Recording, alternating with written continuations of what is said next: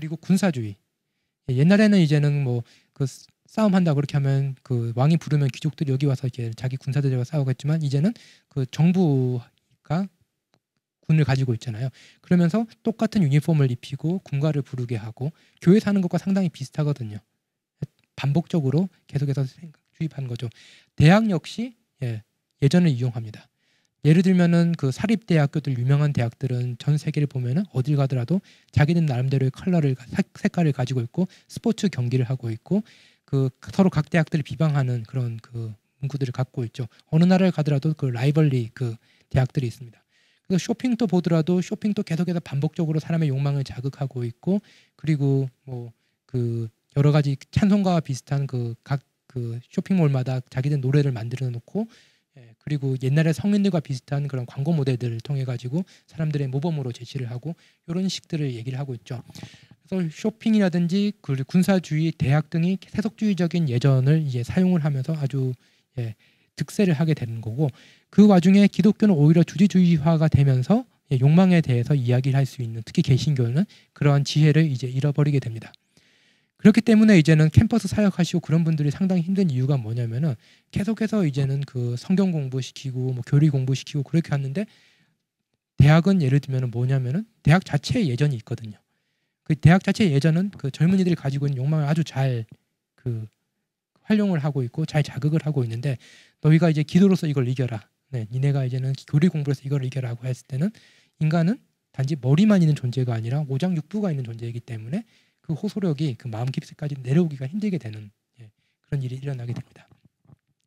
특히 현대를 어떤 식으로 이제 이해를 하냐면 이제 진정성의 시대라고 이제는 얘기를 하죠. 그래서 젊은이들은 뭐가 진리인지 아닌지보다 중요한 것 중에 하나 뭐냐면은 이것이 얼마나 그 진정성 있게 내 감정에 충실하게 하는지, 내 고유한 개성을 얼마나 잘 드러내게 했는지 이런 것들을 중요하게 생각하죠. 그리고 감정적 표현에 대해서 또 중요하게 생각하는 거죠. 너 네 감정에 솔직해라. 뭐 이런 식으로 이제 얘기를 하는데 이제 이런 것들이 이제는 계속해서 강조되다 보니까 그 역사적 예배가 가지고 있는 그리고 역사적 예배가 공동체가 있었죠. 그것이 가지고 있는 반복적 시적 리듬 속에 내재된 상상력을 이제 고갈시키게 됩니다. 그렇기 때문에 이 그 사실 이제 기독교가 이제는 뭐 계속해서 이제는 뭐 그 강화되고 있는 세속 문화에 대해서 이제 반응해야 된다라고 얘기를 하고 있지만 사실 가장 중요한 그 아까 썼던 이제 무기라는 메타포를 쓰면 그 무기는 저쪽에 넘겨주고 이제는 싸우는 역할을 해왔다라고 하는 게 이제 제임스 스미스라는 그 철학자의 이제 분석이 되게 됩니다. 그래서 인간에게는 이제 디폴트 세팅이란 게 있죠. 디폴트 세팅을 좀 많이 쓰이고 있죠. 원래 이제 기본적으로 그 조율되는 세팅인데요. 디폴트 세팅을 조절하는 즉 정서적이고 정신적으로 잘 적응된 사람이 될 필요가 있는데요. 그것을 하려면 제2의 천성 즉 습관이 중요하다라고 얘기합니다. 디폴트 세팅이 얼마나 중요하냐면은 예를 들면은 그 자살을 그 예로 들었던 분이 계신데 그건 뭐냐면은 자기 머리에 총을 쏴서 죽는 사람은 그 응급실에 거의 없다라는 겁니다. 그 뭐냐면 인간의 디폴트 세팅이 자기 중심적이기 때문에 자기 스스로 이제 머리에 방아쇠를 당길 정도로 강한 힘을 가진 사람은 거의 없다라는 거죠. 그 순간에 디폴트 세팅이 생존 욕구이기 때문에 어떤 식으로 피해가지고 이 부분적인 상처는 있지만 자기 머리를 관통시켜가지고 오는 사람은 거의 없다라는 겁니다. 즉 디폴트 세팅이라는 것은 그만큼 우리가 평소에는 잘 모르겠고 그 무의식 중에 그리고 아주 급박한 순간 속에 튀어나오는 인간의 본연적인 모습인데 그렇게 되기 위해서는 그 우리의 디폴트 세팅을 새롭게 조정해 줄 수 있는 무엇인가 필요하고 그것은 뭐냐면 이제 습관이라는 겁니다. 습관이 되기 위해서는 제2의 천성이 필요하고 제2의 천성은 계속해서 반복하면서 욕망을 이제 훈련을 시키는 어떤 무엇이 필요하다라고도 할 수가 있습니다. 그래서 그 유명한 그 킹스맨으로 유명했던 그 표현이죠. Manners makes man이라는 이 표현인데 예절과 예전이란 것이 단지 어떤 그 외향적으로 몸을 취한 어떤 행동을 취하는 게 아니라 그 속에는 어떤 그 자체가 어떤 의미를 가지고 있고 지향성을 가지고 있고 목표가 있고 의미가 담겨 있다라고 또 얘기를 할 수가 있겠습니다. 그래서 지금까지 말씀을 드린 거는 욕망이 중요한데 기독교가 그 욕망이란 것 그리고 욕망을 훈련시키기 위한 습관을 그 제대로 이제 그 관심 기울지 않는 사이에 근대에는 오히려 쇼핑이라든지 군사주의라든지 대학 등이 이제 더 예전적인 모습을 취하게 되었다라는 것을 이제는 말씀드렸고요. 이제 이것이 그 호모 리터치쿠스, 이렇게 예전적 인간이자 욕망의 동물로서 인간이 어떤 식으로 형성됐는지를 이제 제임스 스미스가 그 이미지화를 시킨 겁니다. 뭐냐면은 인간은 욕망이 있는데 욕망은 어느 방향으로도 칠 수도 있거든요. 네, 어느 방향으로 칠 수도 있고, 그리고 욕망에 대해서 저희가 가치 평가하기 전까지는 그 욕망이 어디로 튀는 것에 대해서 우리가 거기에 대해서 판단 또 내리기가 상당히 힘든 게 사실입니다. 근데 욕망이 예를 들어서 어떤 목적이라든지 지향점을 가지려면은 어떤 대상에 대한 사랑이 필요하고, 근데 그게 일시적인 사랑으로서는 이제 힘들다는 거죠. 예를 들어 가지고 제가 일시적으로 저 자신을 희생하는 삶을 살 수 있지만, 예를 들어서 내가 지금 오늘 월급이 탔기 때문에 돈이 많으니까 가난한 사람 돕는 건 가능하지만, 예를 들어서 제가 경제적으로 상당히 힘든 쪼들리는 상황에서 가난한 사람 돕는 건 쉽지는 않거든요. 그것은 뭐냐면은 제2의 천성같이 그것이 형성이 되어야 되는데 그게 갑자기 만들어지는 것지는 않는다는 거죠.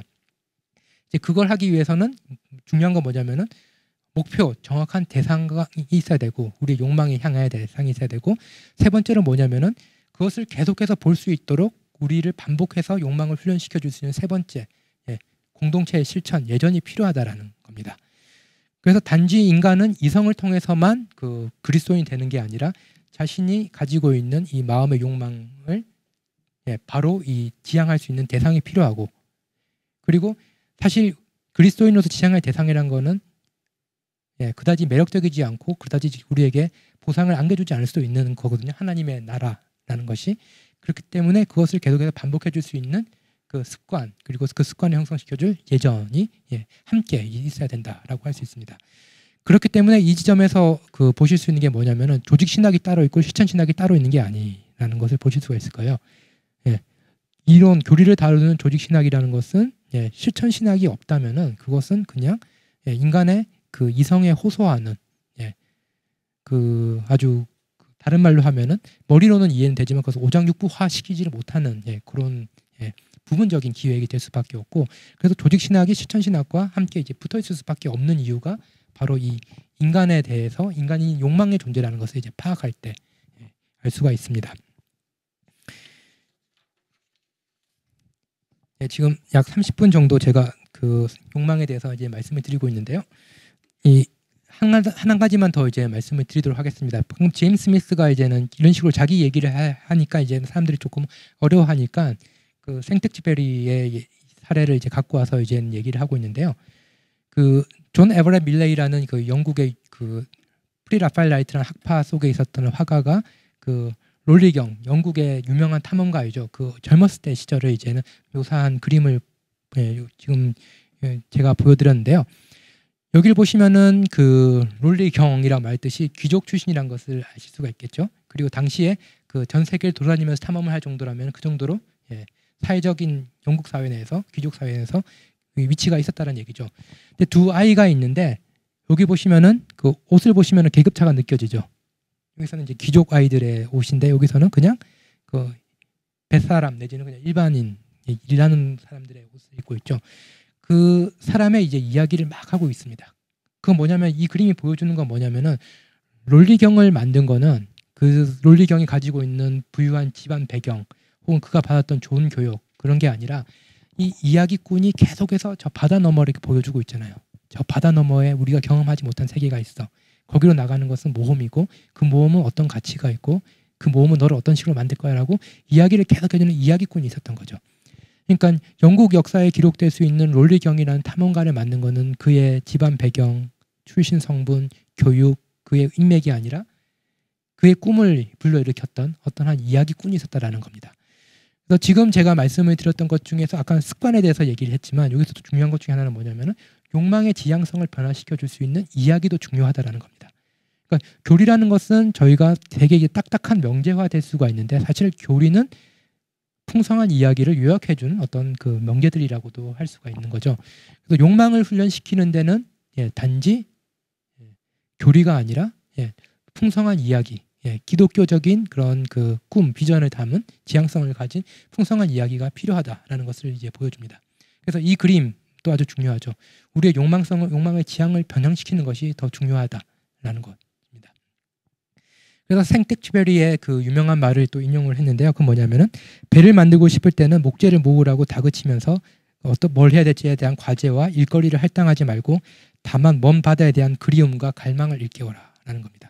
그리고 그 그리움과 갈망이 일깨워져서 욕망이 지향성이 변화된 사람은 뭘 하라고 시키지 않아도 자기가 알아서 그것들을 이제 준비하고 더 어떤 면에서는 그 내가 시키는 것보다 더 뛰어나게 더 창조적으로 그 일을 해낼 수가 있다라는 겁니다. 자, 그러면 이제 중요한 것은 이제 욕망이고 그 욕망이 어떻게 이제 그 지향성이 변화되는가의 질문이었고 그걸 위해서 저희가 할 수 있는 것 중에 하나는 뭐 이야기를 반복한다라든지 어떤 예전을 통해 가지고 습관을 한다라는 건데 그것보다 더 근원적인 게 있다라는 게 이제는 아구스티누스의 지적입니다. 그게 뭐냐면은 칭의입니다. 자, 여기서 보시면 다시 이제 폼이라는 단어가 등장을 하게 되고 이때는 우리가 종교개혁에서 많이 썼던 리포메이션이 쓰이고 있죠. 우리는 디포메이션 어떤 그 형상으로부터 벗어난 존재이기 때문에 새롭게 이제는 형상을 만드는다는 거죠. 그것은 하나님의 개입을 통해서 가능하다는 겁니다. 우리가 자연스럽게 할 수 있는 게 아니라 거기서 나온 게 뭐냐면 이제 루터식으로 말하면은 우리 외부에 있는 하나님의 은혜 이런 표현들이 이제 쓰이게 되는 거죠. 그 인간은 그 욕망의 존재이고 우리는 또 동시에 이제 뭘 하려고 할 때는 자기의 자유 의지를 발휘해서 하는 거죠. 예를 들어 가지고 내가 지금 목이 마른데 지금 오랫동안 얘기해서 이제 목이 마르잖아요. 그러면 이제 제 자유 의지를 이제 발휘를 하는 거죠. 물을 마시고 싶은 욕망이 있는데 그러면 내가 물을 마실 것인가? 아니면은 조금 더 참고 또 이제는 또 저는 강의를 끝내야 된다는 또 욕망도 있잖아요.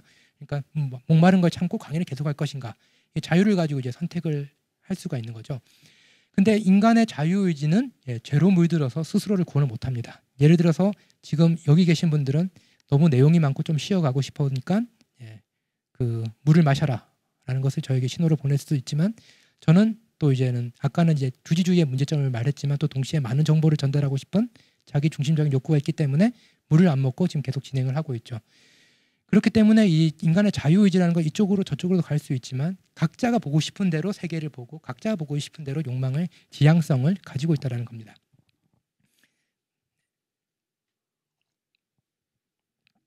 네, 그래서 이제는 그 인간의 자유의지는 죄로 물들어서 스스로 자기의 욕망이 가지고 있는 자기 중심성을 파악하지도 못하고 그리고 제대로 된 판단도 하지 못한다라는 게 이제 기본 전제가 됩니다. 근데 요한복음 15장 5절을 이제 아구스티누스가 그런 의미에서 좋아했는데요. 그건 뭐냐면은 인간을 관찰했을 때 인간은 자기가 알고 있어서 이게 옳은 일이야 하더라도 인간은 옳은 게 뭔 줄 알면서 그 옳은 걸 안 하는 존재입니다. 그리고 또 재밌는 건 뭐냐면 인간은 자기가 원하는 게 뭔 줄 아는데 그 원하는 것을 또 행하지 않는 또 특이한 존재가 되는 거죠. 일반적으로 생각을 하면은 주지주의적으로 생각하면은 올바른 지식이 있으면 그대로 행동해야 되는데 인간은 그러지도 않고 두 번째로는 자기가 원하는 게 뭔지 알면은 그걸 해야 되는데 그것도 하지도 않고 그러면 이제 도대체 이것을 어떻게 극복할 것인가의 문제입니다.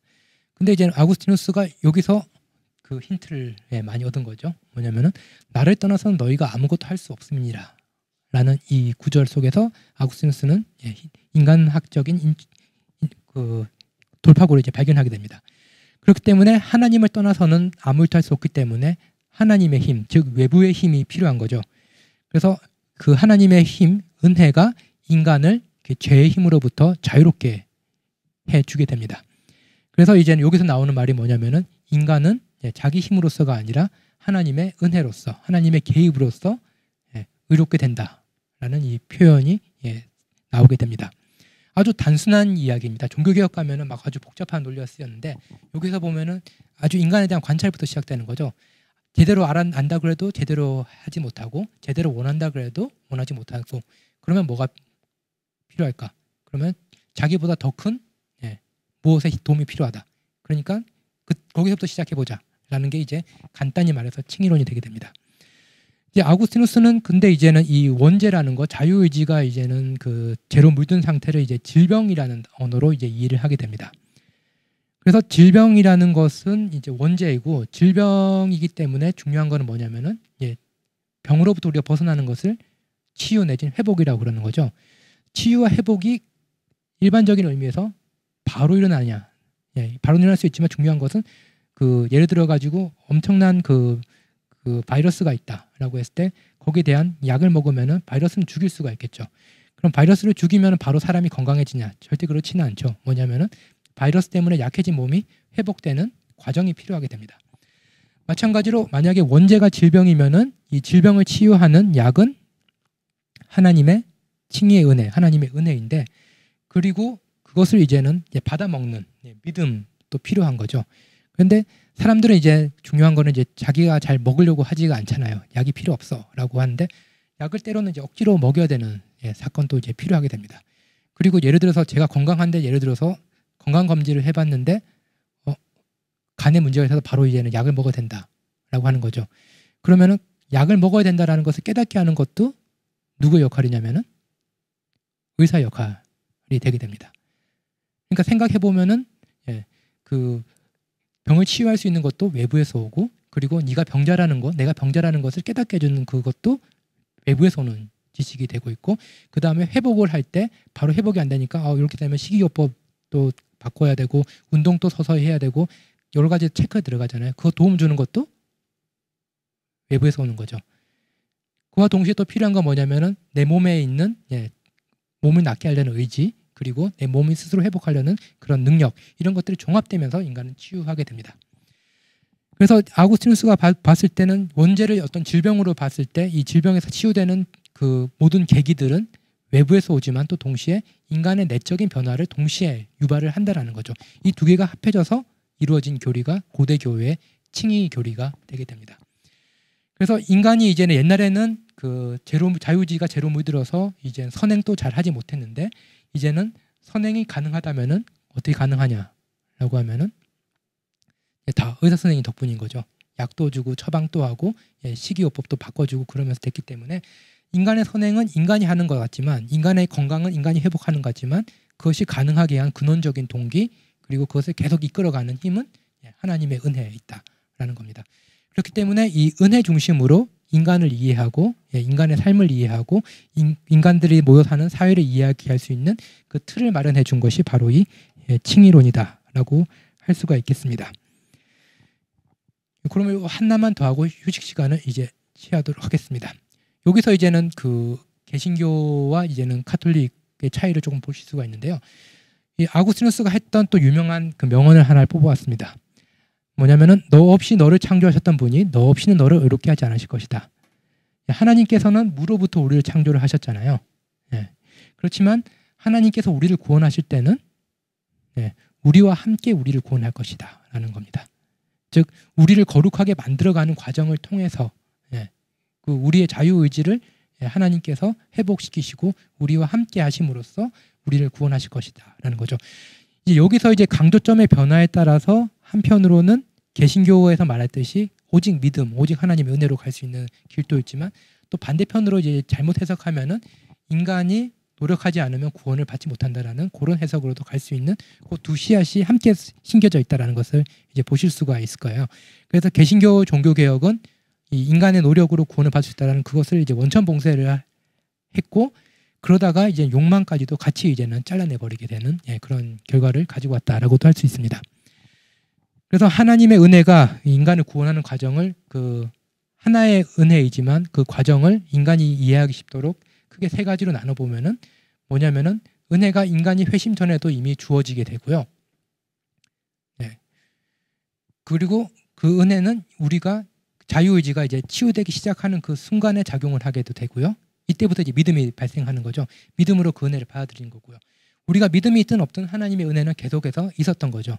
그렇지만 믿음이 있기 때문에 우리는 그 하나님의 은혜를 이제 받아들일 수가 있게 되는 거고, 세 번째로는 하나님께서 이제는 우리를 이제 회복시키면서 함께 이제 일하게 하는 은혜가 있습니다.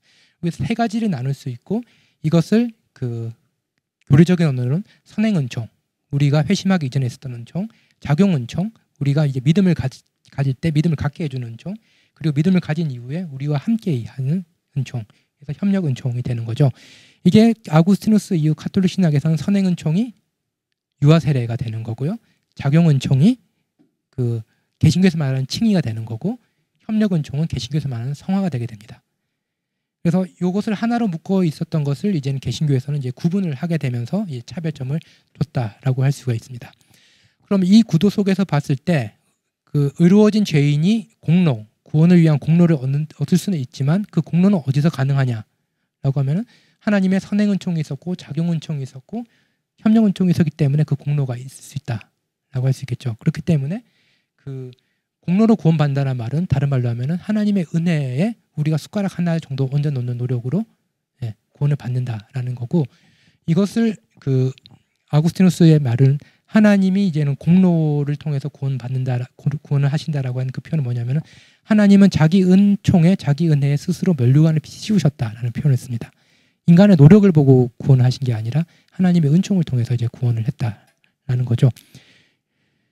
그래서 이렇게 그 은혜와 구원을 이해할 때 나오는 결과는 뭐냐면은 의롭게 하는 하나님의 은혜와 그리고 인간 안에 있는 성령의 활동 사이가 긴밀한 관계가 유지되게 되고, 또 동시에 그 구원에 있어서 욕망이 계속 훈련되는 과정에 대해서도 주의를 기울일 수 있게 됩니다. 그러면 이제 이게 왜 중요한지에 대해서는 제가 10분 정도 휴식을 하시고 조금 더 이제는 설명을 드리도록 하겠습니다. 그러면서 개신교와 가톨릭의 차이와 그리고 개신교적인 인간됨이 무엇인지에 대해서 조금 더 설명을 드린 이후에 그리고 이제 삼위일체론과 교회의 문제로 넘어가도록 하겠습니다.